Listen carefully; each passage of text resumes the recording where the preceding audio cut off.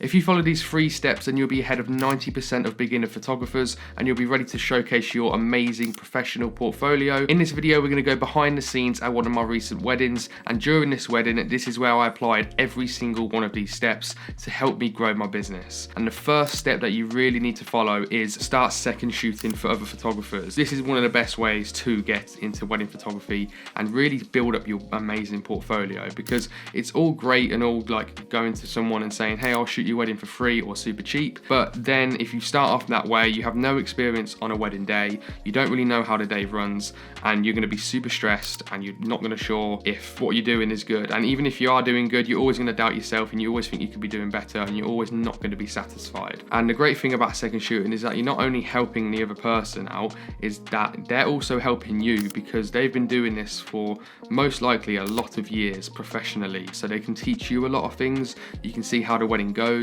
and the more and more you do it, the more you see a flow of a wedding. So normally at this time, this is the groom prep, and then there's normally ceremonies around between 1 and 2, and then after that it's normally like a little bit of a break and then couple photos. And you actually see you don't actually get a lot of time during the couple photos as you might think, because at the end of the day they just want to enjoy their day. So knowing all these things, that you only have maybe 15 minutes here, maybe 10-15 minutes at the end of the day. But if you was to shoot a wedding on your own first time for free, you might be planning for like half an hour maybe. Well, that might not be going to the day of the wedding planner. And if you're doing it for the first time, you might not really know to contact the wedding planner to get all the information out there, because you're doing it for the first time. Not only that, second shooting is fun, it's stress-free, and at the end of the day, you don't get to edit any of the photos if you don't want to. You can just take them, give them to the main photographer, and never touch them again. But I'd advise you to, which I really need to do better of, and that is to edit your own photos to make your portfolio. If you really smash this wedding, like I said, it's stress-free. You can basically just go around, make sure you get the shots obviously, but you can also have a lot of fun and get really creative, and you can get some amazing wedding photos and really build that portfolio up. And then if you do this over time, build it up to 5-10 weddings, then you have 10 weddings on your website that has been taken by you, and you literally have like credibility that you have shot 10 weddings. Like it's there for anyone to go on your website and see that you have shot a lot of weddings. It really does help your confidence, and it really just makes you better at wedding photography at the end of the day. Tip number 2 is master your kit. This might sound obvious, but learning every setting on your camera, what the best lens choices are at specific times, learning all the buttons, autofocus settings, because it's literally one of the main things that's going to make or break your photos. This is absolutely crucial because of how fast-paced weddings can be. Sometimes you don't have the time to think about what shutter speed I'm using or what focus mode you're in. Sometimes it's just second nature, and you need to know your camera, because sometimes you might be shooting some group photos where you need higher f-stops to get everyone in focus, but then the next minute you might be shooting somewhere like in a completely different location. It might be completely dark, and you need to lower your shutter speed enough to be able to let as much light in as possible so you don't increase your ISO,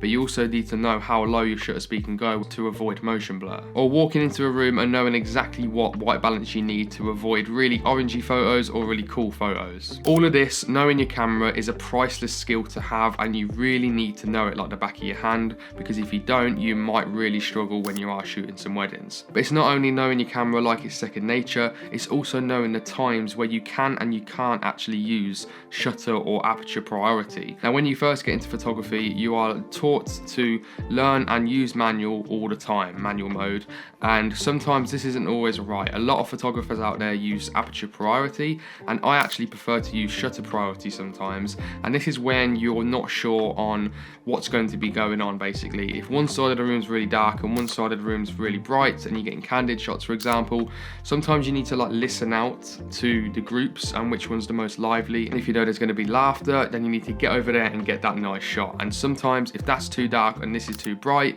changing your settings constantly like that obviously is a way to do it, and I do it all the time, but sometimes going into shutter or aperture priority is the way to go, because it just does everything basically for you and you don't miss the shot. Everything's perfectly exposed how you want it. You know you're not going to get any motion blur, especially if you use shutter priority. But sometimes if you do use aperture priority, it lowers the shutter down more than increasing the ISO, and sometimes it goes to like 1/30th of a second, and the slightest of movements, especially if you don't have an image stabilizer stabilized lens can literally make the photo a little bit blurry. But knowing that it is okay to use an auto setting on a camera at a wedding day is one of the most crucial things to learn, because sometimes you do need to use it, and sometimes you just don't have the time to constantly change your settings because the moment's gone. So you do need to go into shutter or aperture priority to make sure you get the moment every single time. With a lot of lenses out there, you're at your sharpest when you're a few stops over the widest open. So for example, if I'm using my Tamron 24-70 f2.8, yes, it's a great, amazing lens at 2.8, and you can get that nice shallow depth of field,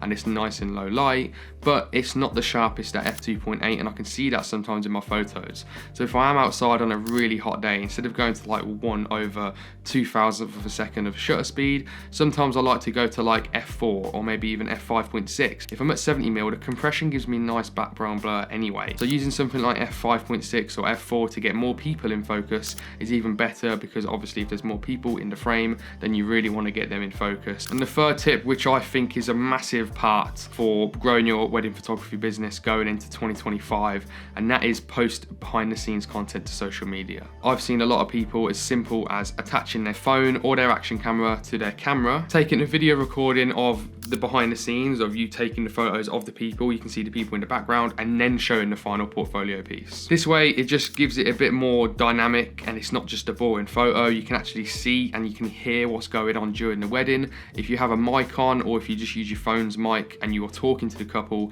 the people who are scrolling on your social media can really see your personality, see how you act on the day, see how you interact with the wedding couple. If they're laughing, if everything's like seems happy and fun, they're probably going to be connecting to that photographer more than just someone who is just posting their portfolio on their Instagram, for example. It really does give a connection to the creator and the photographer. By posting on social media like this, you can literally get a glimpse of what they're like on the day, and I just think it's a great way to promote yourself now on social media, because you really can connect to a future couple who might come across your page. Not only that, it comes up as a video on Facebook and Instagram, not just a photo, which means it goes on the Reels section. And the more Reels that you post, obviously the more reach you can get, because photo posts are very limited, especially if you're a small creator and a small page.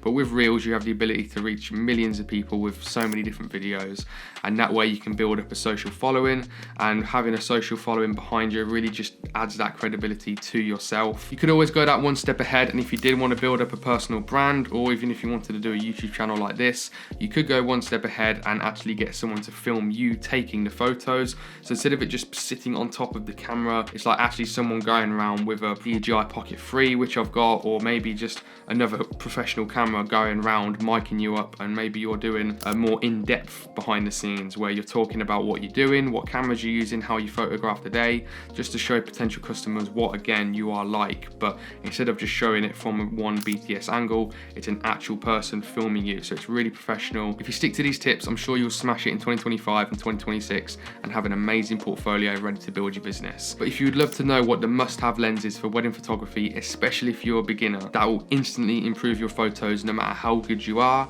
then make sure you watch this video next.